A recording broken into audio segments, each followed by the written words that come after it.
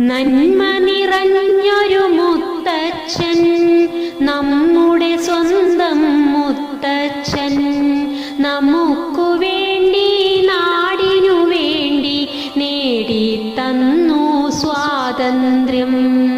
അടിയും പിടിയും കൂടാതെ അറിവും അലിവും ആയുധമായി അടിമച്ചങ്ങല പൊട്ടിച്ച പല്ലില്ലാത്തൊരു മുത്തച്ഛൻ. നല്ലതു മാത്രം കാണാനും നല്ലതു മാത്രം ചെയ്യാനും നമ്മെ നയിച്ചൊരു മുത്തച്ഛൻ, ബാപ്പുജി എന്നൊരു മുത്തച്ഛൻ.